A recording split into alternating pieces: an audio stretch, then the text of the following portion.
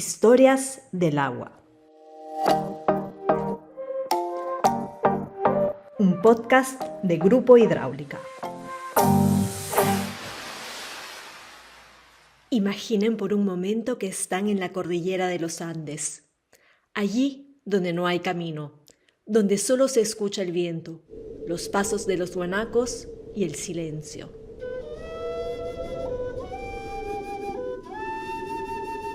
Ahora miren a su alrededor. ¿Qué ven?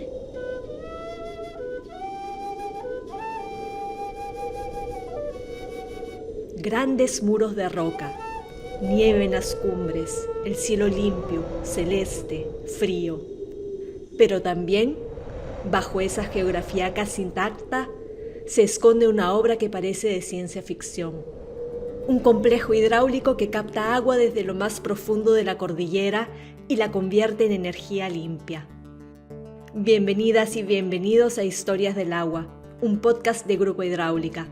Soy Dafne y en cada episodio caminamos juntos para escuchar lo que el agua tiene que contarnos, a través de quienes las viven.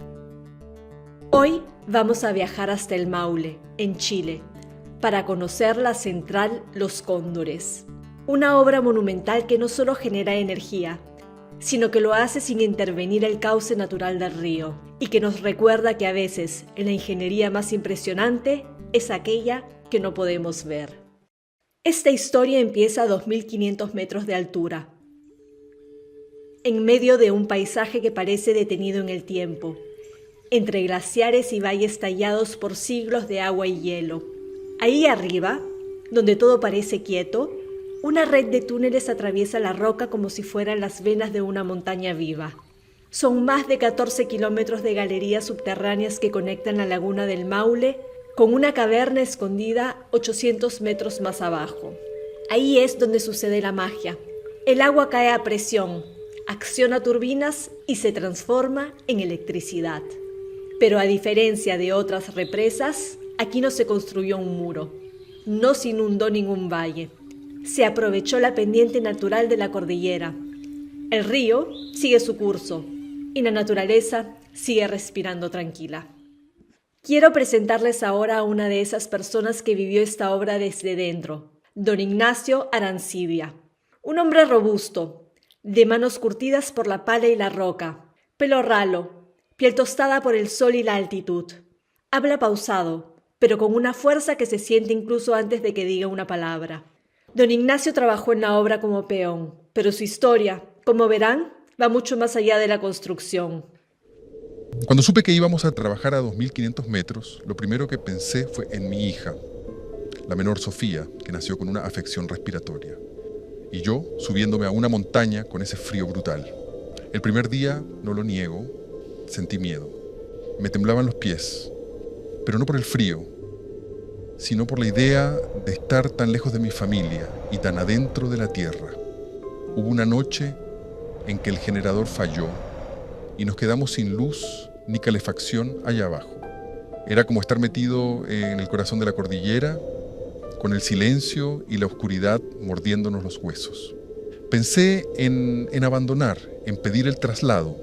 Pensé en Sofía, tosiendo en la noche, y yo allá inútil. Pero fue también en esa oscuridad donde entendí lo que estaba haciendo. Esa agua que bajaba por el túnel también iba a servir para que Sofía, allá abajo en Talca, tuviera luz y calefacción y agua caliente. A veces, una historia personal puede iluminar el valor de una obra más que 1000 planos. Don Ignacio no necesitaba entender de turbinas para saber que estaba haciendo algo grande. Y esa convicción, en parte, viene del corazón. Y en parte del conocimiento. Vamos ahora al corazón técnico del asunto, porque esta no solo es una historia de esfuerzo, también es una hazaña de ingeniería. La Central Los Cóndores es un proyecto único en su tipo porque combina ingeniería de altísima precisión con una visión profundamente respetuosa del entorno natural. no estamos hablando de una represa tradicional. Aquí no hay embalse ni gran muro de concreto. Lo que hicimos fue aprovechar la energía potencial del agua de la laguna del Maule a más de 2.500 metros de altura y canalizarla a través de un túnel excavado en la roca de más de 13 kilómetros de longitud.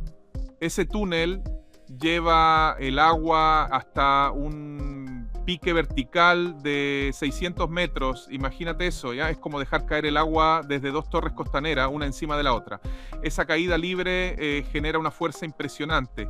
Al llegar al fondo, esa masa de agua acciona turbinas Pelton, que son ideales para este tipo de operación. Alta caída, bajo caudal, son turbinas de impulso que funcionan como cucharas giratorias.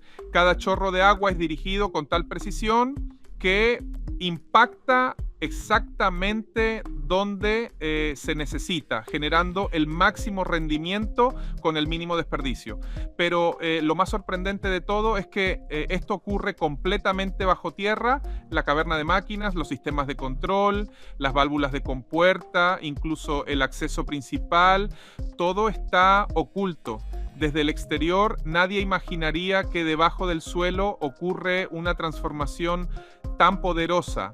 Gracias a esta decisión de diseño, el paisaje se conserva casi intacto, no se desvió el río, no se inundaron valles, no se intervino la superficie y aún así esta central genera 150 megavatios de energía limpia. Es suficiente para alimentar a más de 400.000 hogares sin emitir una sola tonelada de CO2. Es una muestra de que cuando la ingeniería se alía con el paisaje, se puede avanzar sin destruir. ¿Y qué tan replicable es este tipo de proyecto en otras partes del mundo? ¿Dependen mucho de la geografía?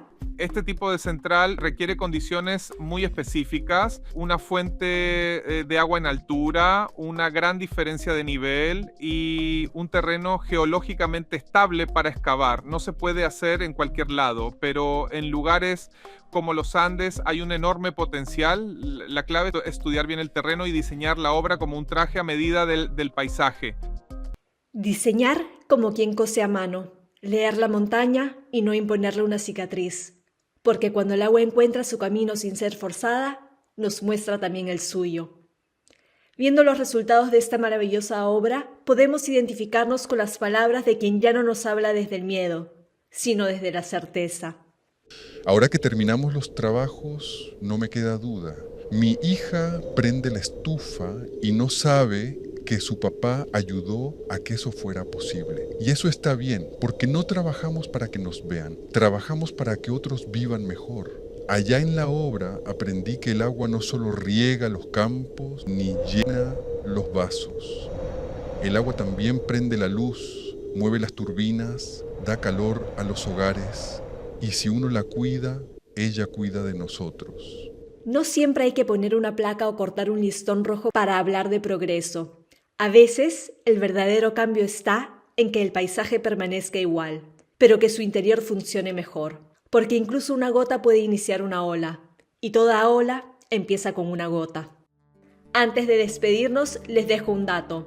Chile es uno de los países con mayor potencial hidroeléctrico en América Latina, y proyectos como los Cóndores representan un camino posible hacia una transición energética sustentable.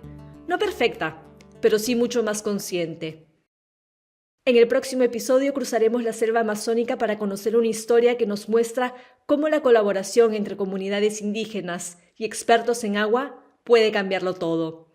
Nos vamos a Perú con la organización Rainforest Flow, donde cada sistema de agua instalado es también una forma de preservar la vida. ¿Y tú, tienes una historia del agua? Puede ser pequeña o inmensa.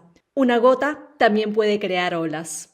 Escríbenos a historiasdelagua@grupohidráulica.com. Historias del agua. Un podcast de Grupo Hidráulica.